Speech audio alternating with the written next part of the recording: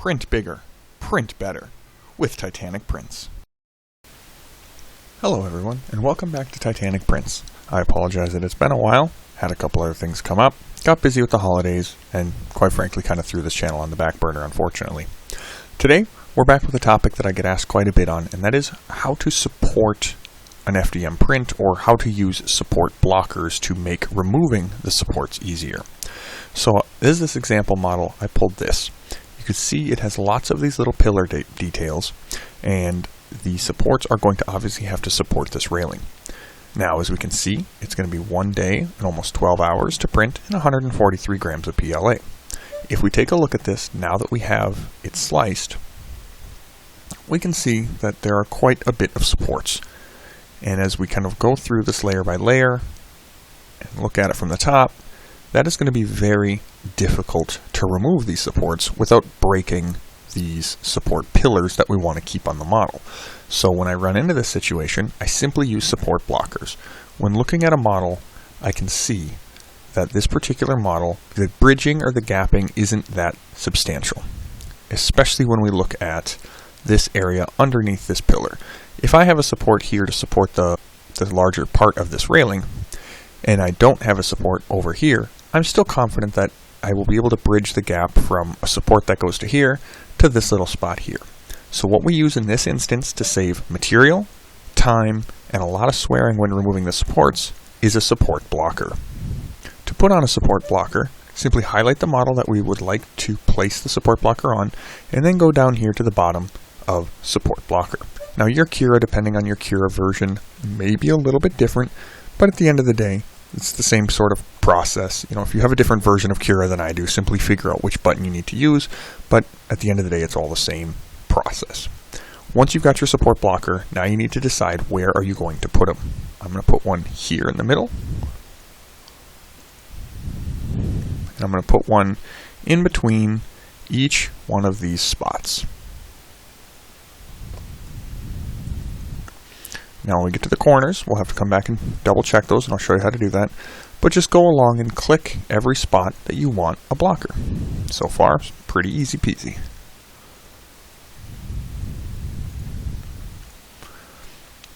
And if you're newer to 3D printing or Cura in general, you'll know that anywhere that you see these red marks or red pieces, you'll notice from the top there's no red, from underneath there is a red. That's the slicer system telling you that, hey, you're probably going to want to have a support there, because it's not going to be supported. Now looking over this, we can see that from this side, everything is pretty well covered. From over here, I kind of missed a few bits. So let's go back to the maneuver and simply maneuver that back over. And you're going to want to line them all up nice and centered. Once I get these all centered, I'll come back. Alright, got all of my support blockers in place. Now let's go ahead and reslice it and take a look at what it looks like. Okay, we're back. Well, we'll notice we've already cut about an hour off the printing, which is certainly nothing to scoff at. And now let's take a peek at what the model actually looks like. It's always good to preview the model, especially when using support blockers, to make sure that everything looks proper. And looking at it, we can see that it doesn't look proper. We can see where the blockers are, and we can see it is working mostly as correct, but they must not be quite large enough. I've also noticed that I put them in the wrong places. I wanted to put support blockers around these pillars to make sure that they came out easily, and instead I accidentally put them in between. Not a big deal. We simply go back to prepare, and you're just going to want to drag them over. So I'm just going to click them, holding shift to click multiples, and we're just going to slide those on back. And now also, if you recall, they were just not quite wide enough, so then we're going to go over here to make them a little bit bigger, and just make them a little bit bigger. That should do it. Yeah, just make sure that we want to have everything. Notice this one's not quite where I want it. There we go. Alright, before I go around and do that to every single one, let's make sure that this side looks good, and then I'll go back and do the rest. Here we go. Alright, and now that that's done, you'll notice that I did, while this was loading, I did make these just a little bit wider. You can see we've dropped another 35 odd minutes just doing one side. I have not gone back and done the other half. But now if we go ahead and preview this to take a look at what it will look like, and there we have it. Looking at this now, that looks much, much better.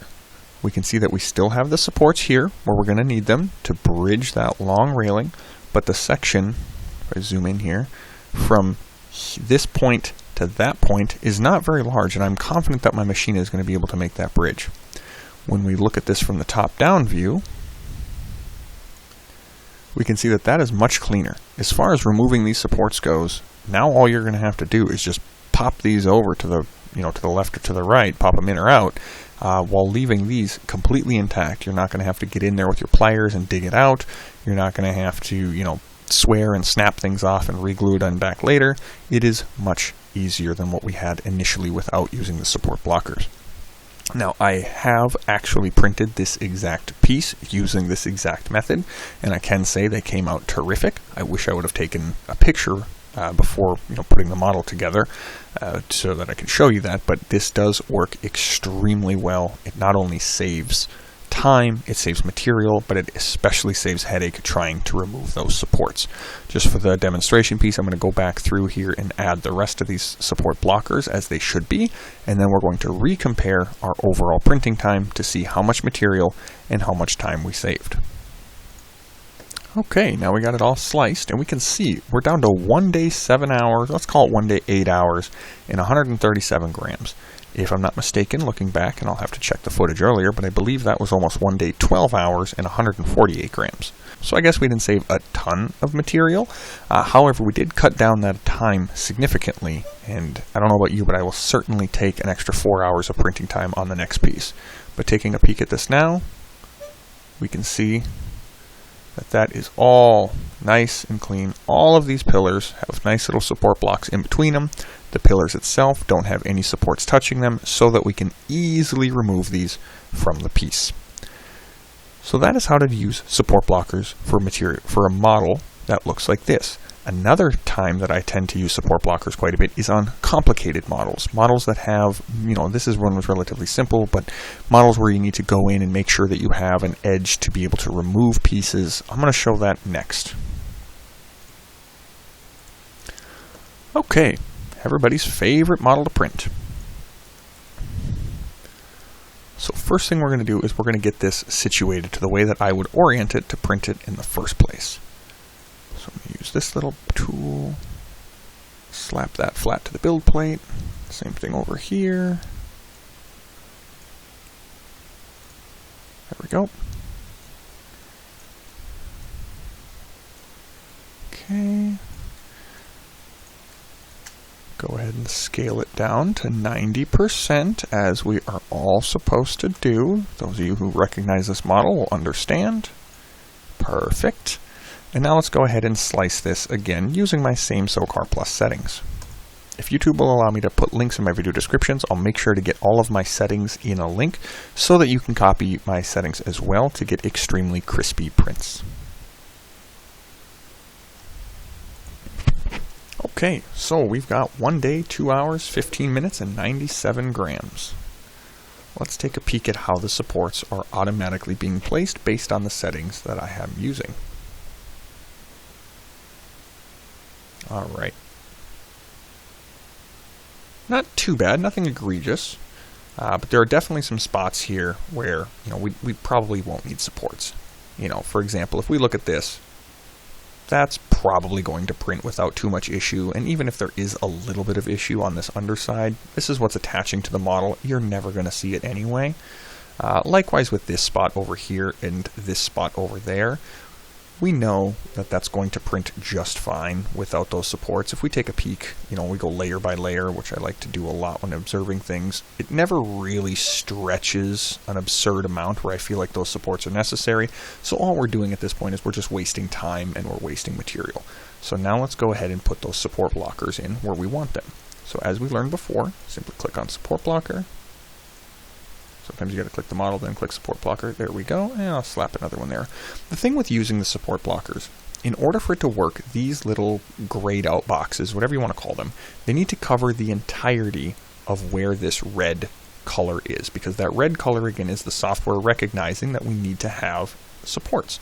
So if we don't completely cover every little piece of that red, supports are still going to come in this particular tiny little spot there and there. So when you go through and do this, you want to make sure that you're sliding this stuff around and making sure that you're getting all of that red covered up. And now for something like this large piece here, you could certainly go through and, put 100 of these blocks, which I'll do sometimes. Or another thing you can do is, if you just select one of these blocks, go to the scale right here, turn off uniform so that I can just go like this, and just make a really big box. That will also work. Now, one thing I will do when I'm doing this is I definitely do it in a very chaotic fashion. I don't sit here and try and make it look nice or pretty. A lot of times I will just slap as many of these on as necessary, just to make sure that there's not going to be any unneeded supports. So just like that. Okay, that one looks pretty good. Now over here, I think I will leave these particular supports right here, as that is a pretty shallow angle. However, up here, again, I know that this is the back side, so I'm not too worried if there's just a little bit of a spaghetti back here. So I'm just going to save the printer the time and effort and just slap a bunch of these.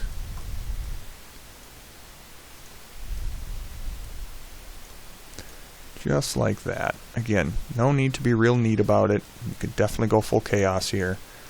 Just like that. Okay, so we've got all those support blockers. We've got those support blockers. These ones I will keep. Let's reslice it and take a look at how much time, material, and effort we've saved ourselves. Alright, I know we've definitely saved some time because we are under the 1 day mark. Barely. However, we are. Let's take a preview here and just make sure that everything looks good. Again, I know I've said this before, but it is extremely important to always preview these models when you're using support blockers to make sure that there are no rogue supports that you don't want. So, see, good example. Right here, I missed that one. I could go back and clean that one up. But as we can see over here, no supports there. No annoying supports back here. No annoying supports up there. That is still being supported, which I do want it to support. And, looking at this model, I could go back and remove these supports. I might not. I do notice on this particular piece I don't have anything holding it up, so it is leaning away quite a bit, so there's a chance that, something could knock that over. However, I'm pretty confident it will hold. So that is how I use support blockers to reduce the amount of printing time, reduce the amount of material, and reduce the amount of swearing trying to remove said supports. I hope you find this video helpful. If you have any further questions, or if this video was helpful, please let me know in the comments below. If you have not already subscribed, please do so. I really am hoping to get more consistent videos out on a timely manner. And please like this video if it was helpful. One like is one less swear word said while removing supports. Thanks so much.